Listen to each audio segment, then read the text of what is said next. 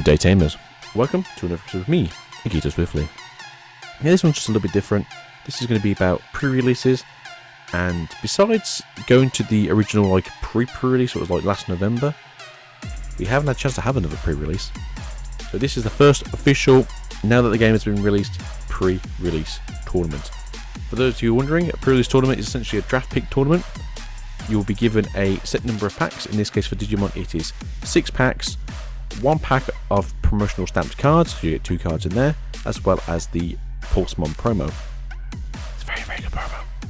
So, with that being said, we're going to jump in, we're going to look at a few cards that I think is pretty damn good, and I'm going to show you maybe some tips and tricks how to make this a bit better for some of you people who are a bit worried about what you can do.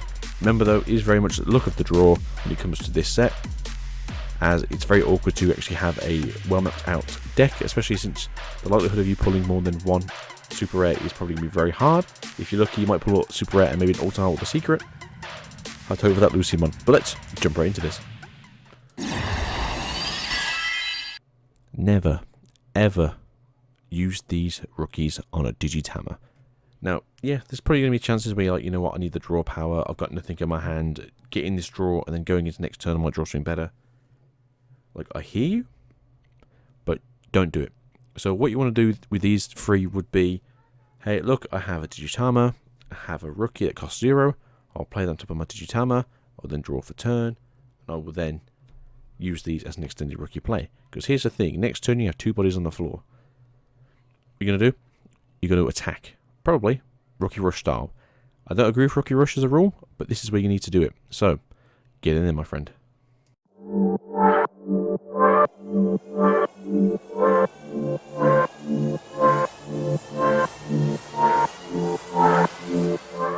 Hybrid Theory. So this is a brand new mechanic for the new set Great Legends, where we have the possibility to have a Searcher, which would be Flamemon and Strabimon, and this is reveal the top 3 cards of your deck. Add 1 Digimon card with a hybrid in its form, and or 1 Tamer card amongst them to your hand. Place your remaining cards in the bottom of your deck in any order. This is great for 2 reasons. 1, you are thinning your deck. So if you even if you don't have the hybrids or the tamers in your deck, but you just want to thin that deck so you can get some key pieces that you've been able to put together just as a pre-release kit, this is really good just for this on its own. Now, obviously get this in red and blue, and that's only because we get it in for now. I don't think we're going to get any more for a while, but 7 has just been announced, so maybe we'll get it in half a year's time. Then, if we do play this route and we have the either Marcus Damon or the Thomas H. Nordstrom from Norston, or that blonde kid, you get to go into Agunimon or Burn Greymon. We get to go into Herbamon and Kendo Garurumon. Now, these are not obviously Greymons and Garurumons. This is where we have all the text that says if this, that, and the other. Yeah, these guys here, they're just here to upset you. Don't look at them as that. Just call them Burning Mon and Kendomon. That would have been better in all fairness. But this is what we're getting, and this is the new stuff as the Hybrid Theory. Now, this is going to give you some potential to have a champion with ultimate level stats, as well as the fact that it's no longer a rookie. So now you have to worry about getting destroyed through rookie removal effects that Rookie Rush players have to worry about. So in this set we have ourselves 2 brand new blockers. We have Sealstramon, which is part of the D Brigade, which has a lot of recursion in this deck. And we have ourselves Piedmon, which is in yellow. Now he's very cheap to Digivolve into, but he's quite an expensive cost at 6, while Sealstramon is more of a regular 5 cost to play blocker. Now, in all fairness, you could be running a green, red, blue, purple deck, and you're like, I don't really want to add black and yellow to my deck just for this now. Just do it, because you're not playing any of the black yellow cards, and these are blockers. They don't really care to evolve into anything. As I said, Piedmon is very expensive in terms of its play cost. It's a 6, but it's a blocker. You know, it could save you losing a security stack. It could just keep you in the game for another turn where you could win. So to consider, and in all fairness, blockers are pretty damn cool to have in this game. Digiburst Rookie Recursion. So this works by you get your stuff Digiburst, it goes back to your hand, next turn, or even that turn, depending on how much memory you have left, you can then send them out again. So this will be very good in a situation where you Digiburst a champion, it removes your rookie as well as your baby. They go to your graveyard. Well, actually they don't, because the rookie goes back to your hand. It's also on the same turn where there is a Digitammer on the field. You play that rookie onto the Digitammer, you draw another card, and you're gaining more from the Digiburst itself. This action is pretty cool. I do like it, and I want to see more of this in the future. So, finally come down to the last little bit here, and that's option cards. So, I've picked out the Atomic Inferno. So if you're going for the Hybrid Theory play here, you'll give one of your hybrids a 3000 DP boost, as well as security attack +1. And if your opponent decides that they want to block you, you will gain free memory for that turn. I honestly think this is a very good card.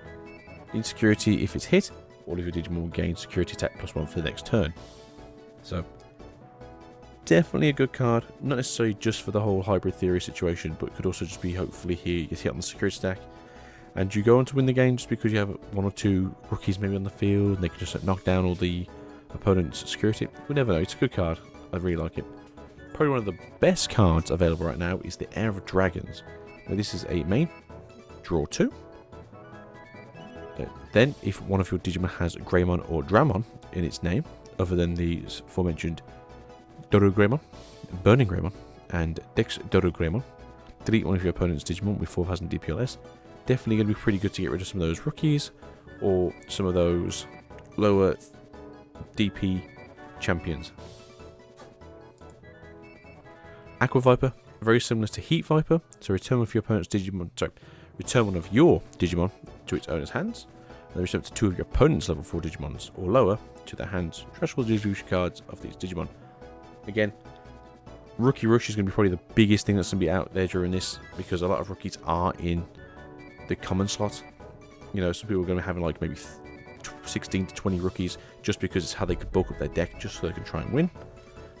Aqua Viper can be pretty good. It's also a common. It's a free cost, so definitely worth it if you've got a few blue cards in your deck, and security is just added to its hand. Not an amazing security effect, but it will get its uses on the next turn. Blinding Ray, one of the most weird cards in this set. Trash the top card of your security stack, then gain 2 memory. So this is essentially, it's also a 0 cost as well, which makes it even weirder. So if you have no security, you still will gain the 2 memory. That thing kind of it weirds me out. I don't understand why you have a cost, and then you get a bonus even if you don't play the cost. But with how Yellow works and how Pulsemon works in this, having that free or less security is actually really good.